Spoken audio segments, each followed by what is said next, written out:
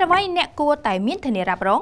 សេវាធានារ៉ាប់រងគឺជាសេវាហិរញ្ញវត្ថុដែលផ្ដល់ដោយក្រុមហ៊ុនធានារ៉ាប់រងដោយតម្រូវឲ្យអតិថិជនត្រូវបង់បុព្វលាភជាប្រចាំដោយមានចែងនៅក្នុងកិច្ចសន្យាដើម្បីឲ្យងាយយល់គឺអតិថិជនត្រូវបង់ប្រាក់ទៅតាមចំនួននិងពេលវេលាកំណត់របស់ភាគីក្រុមហ៊ុនដែលជាអ្នកផ្ដល់សេវាហើយក្រុមហ៊ុនធានារ៉ាប់រងនោះគឺមានទំនួលខុសត្រូវនៅក្នុងការទូទាត់សំណងផ្នែកហិរញ្ញវត្ថុនៅក្នុងករណីដែលអតិថិជនមានបញ្ហាផ្សេងៗដូចជា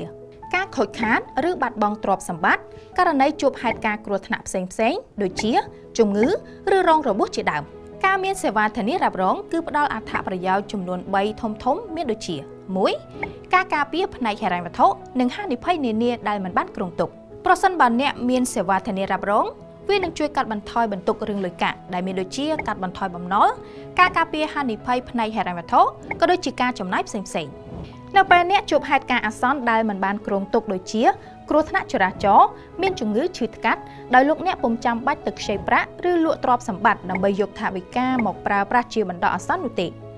2មានសុវត្ថិភាពនិងសន្តិភាពផ្លូវចិត្តនៅពេលដែលអ្នកមានសេវាធានារ៉ាប់រងមានន័យថាអ្នកនឹងមានសុវត្ថិភាពជាងមុនទាំងសុខភាពផ្លូវកាយនិងសុខភាពផ្លូវចិត្តដែលមានដូចជាវានឹងជួយកាត់បន្ថយបញ្ហា stress រឿងលុយកាក់ដោយលោកអ្នកពុំសូវខ្វល់ខ្វាយរឿងកង្វះថវិកាចំណាយនៅពេលអាសន្នហើយប្រសិនបើលោកអ្នកមានសេវាធានារ៉ាប់រងវាក៏នឹងអាចជួយការពារមនុស្សជាទីស្រឡាញ់របស់លោកអ្នកបានផងដែររីឯចំណុចទី3នោះ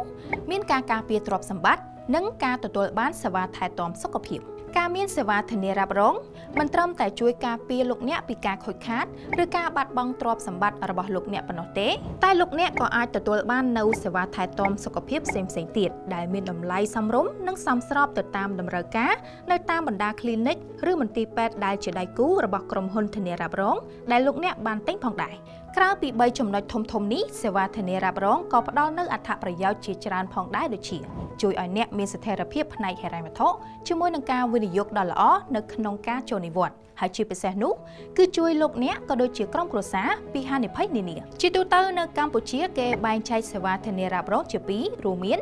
សេវាធានារ៉ាប់រងអាយុជីវិតនិងសេវាធានារ៉ាប់រងទូទៅ1សេវាធានារ៉ាប់រងអាយុជីវិតគឺជាការធានាលើផ្នែកហិរញ្ញវត្ថុរបស់បុគ្គលនិងគ្រួសារដែលបណ្ដាលមកពីមរណភាព